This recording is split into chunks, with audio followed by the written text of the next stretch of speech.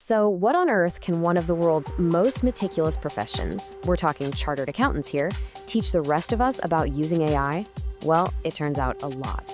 Their playbook for using these new tools safely has some incredibly powerful lessons for literally every single one of us trying to figure this all out. Look, if you're a professional in any field, you know the grind. It's not always about the big, exciting strategic stuff, right? So much of our day gets eaten up by what this playbook calls conversion work. That endless, tedious task of turning what's in your head into emails, checklists, reports, and notes. It's that daily friction where our time just vanishes. And this conversion work, this is the core dilemma that AI comes along and promises to solve. I mean, from drafting a quick email to a client to building out a consistent audit plan, the promise is huge. It's all about removing that friction so you can turn your expertise into action fast. And that's exactly why everyone is jumping on the AI bandwagon. When you're under pressure, you've got tight deadlines. I mean, who wouldn't want an assistant that's lightning fast, writes perfectly, and never, ever needs a coffee break? It really does feel like the perfect solution. But as we're about to see, that perfection can be, well, dangerously deceptive. Because for every amazing promise of speed, there's a really serious peril. And this is especially true for professionals, people who are ultimately accountable for their work. The risk here isn't just about getting a small detail wrong. It's about potentially undermining the very foundation of your professional judgment.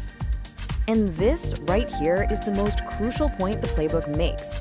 AI's biggest danger is just how confident and fluent it sounds. It can literally make up section numbers, cite court cases that don't even exist, and bake in hidden assumptions that can completely derail your work. And because it sounds so plausible, so correct, even the savviest pros can get burned. So this brings us to the playbook's central aha moment. This isn't about running away from AI. It's about adopting a completely new way of thinking, a new mental model for how we interact with it, one that puts safety and your accountability right back in the center.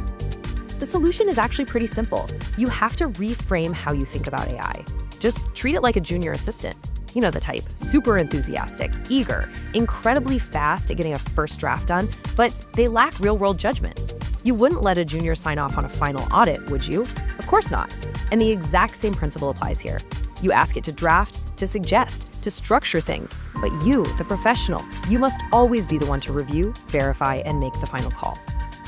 Okay, so we've got the mindset down. Now let's get practical. How does this mental model actually turn into an actionable workflow? This is how you take back control and use these tools for what they're truly good at, without taking on all that unnecessary risk. So the playbook recommends a really smart, deliberate separation of your tools. First, you use a research-first tool, like Perplexity, to go out and find credible sources. This is your ask step. You're grounding your work in reality. Then, and only then, do you take that information to an output-first tool, like ChatGPT, which is brilliant at drafting and formatting. That's your draft step. Seriously, just using the right tool for the right job is your first line of defense. And it all comes together in this beautiful, simple 4-step workflow. Step 1, ask. Use Perplexity to find credible sources. Step 2, draft. Feed those findings into ChatGPT to get a structured output. And now for the most important part, Step 3, verify. This is all you, the human expert, checking every single critical claim, every date, every threshold, every section number. And Step 4, document. Just a quick file note on what you did and why. These last 2 steps, they are absolutely non-negotiable. So what's the big payoff for following this structured approach? Well, you're not just taking a shortcut, you're actually building a smarter, more defensible professional practice. Let's look at how this really translates into a real-world benefit. This example from the source is just fantastic.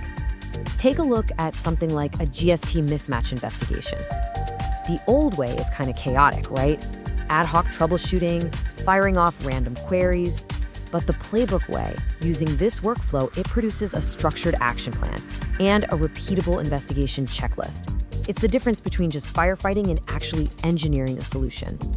And this really is the key takeaway of the whole thing. AI is not a replacement for your expertise. Let me say that again. It does not replace you. It's a productivity layer that sits right on top of your knowledge. Its job is to help you convert your hard-won experience into usable outputs, those emails, notes, checklists, faster and more consistently than ever before. It amplifies you. So this leaves us with a really powerful question to think about. In a world that's rushing to automate everything, your professional judgment, your expertise, that's the stuff that is truly irreplaceable. The real question isn't if AI is going to change your work, but how are you going to choose to use it to amplify that unique expertise you bring to the table?